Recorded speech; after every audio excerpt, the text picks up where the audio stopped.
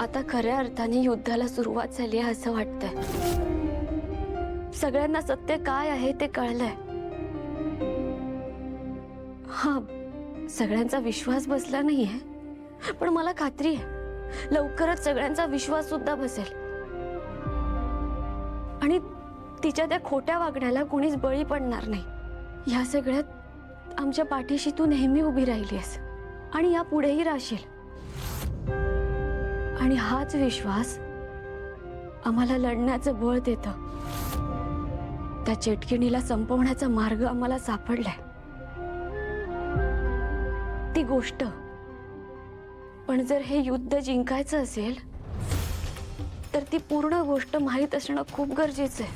देवी आई, ती गोष्ट लिखित स्वरूपात आम्हाला मिळू दे। त्या गोष्टीपर्यंत पोहोचण्याचा आम्हाला मार्ग दाखव। बाकी पुढचं युद्ध लढायला आम्ही तयारच आहोत।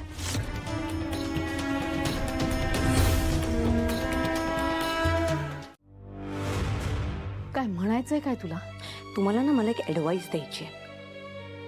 त्या मीरा आणि मंजिरीमध्ये पडू नका, कारण हे सगळं प्रकरण कधी तुमच्यावर उलटेल ना सांगता येत नाही। ती मंजिरी जादूटोणे करते आणि आपल्याला उगीच घाबरवते। तुम्हाला अजूनही सिच्युएशनची सिरियसनेस कळत नाहीये। मी तुम्हाला अजूनही सांगते, हे तुम्हाला वाटतं तेवढं सोपं नाहीये। त्यामुळे प्लीज मी तुम्हाला एकच सांगते, नका नका पडू या सगळ्यामध्ये। का टेन्शन घेतेस तू एवढं? हं? ती मंजिरी म्हणजे काय चेटकी नाही का? हं? अहो पण ती खरंच चेटकीण असली तर? मंजिरी आणि चेटकीण, हा असू शकते, कारण तिचा स्वभावच तसा आहे ना। पण ती जरी चेटकीण असली ना तरी मी यक्षिणी आहे। आणि एक गोष्ट, मी फक्त एकाच चेटकिणीला घाबरते। कुठली? माझ्या आईच्या गोष्टीतली चेटकीण। कुठली गोष्ट? अगं, मी जेव्हा लहान होते ना तेव्हा माझी आई मला भूतकेतांच्या खूप गोष्टी सांगायची। तिच्या एका गोष्टीमध्ये एक चेटकीण होती, म्हणजे तुझी ती मंजिरी चेटकीण जशी फक्त घरामध्ये माज दाखवते ना तशी नाही। त्या चेटकिणी समोर अख्खं गाव थरथर कापायचं। तिच्या समोर उभं राहायची हिंमत नव्हती कोणाची। पण काय झालं, 2 सामान्य मुलींनी तिचा सामना केला आणि तिला त्या गावातून हाकलून लावलं। परत त्या गावात ती कधी आलीच नाही।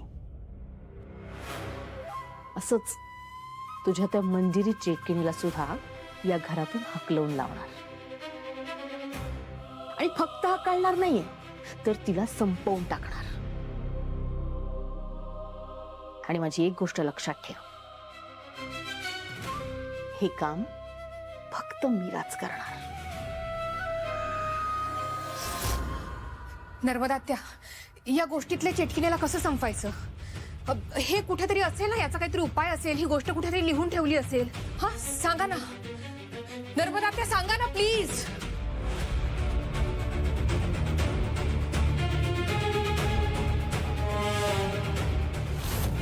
काय ग, शांत का झालीस?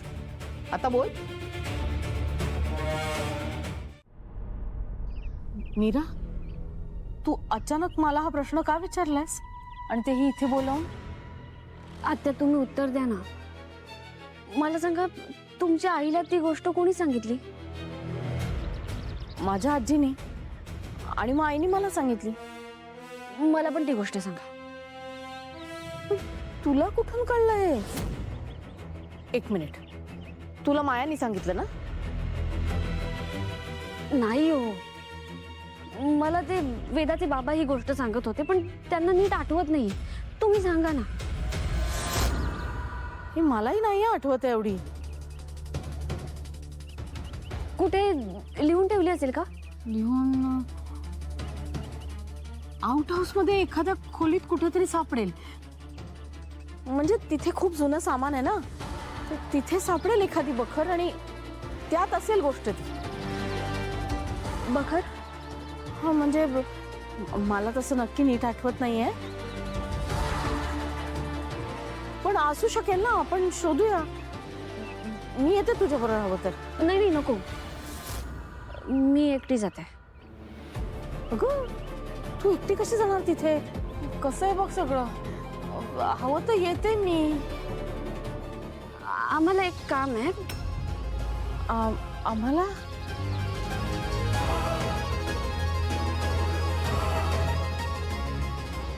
आम्हाला म्हणजे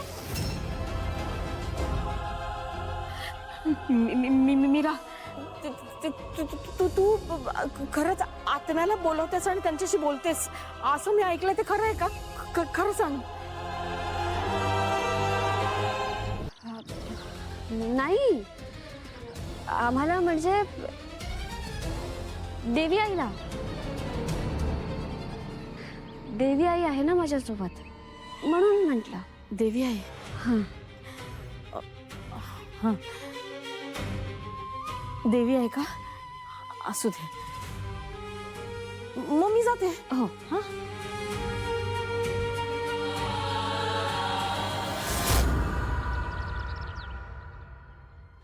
ताई, आत्या म्हणतात तसं या आउट हाऊस मध्ये एखादी अशी खोली किंवा एखादी अशी जागा जिथे आपण गेलोच नाही आहोत, अशी असू शकते ना.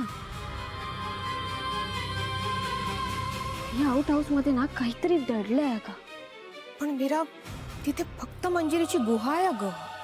नाही ताई, आपण ना नीट शोधायला हवाय. मंजिरीची गुहा तर आहेच,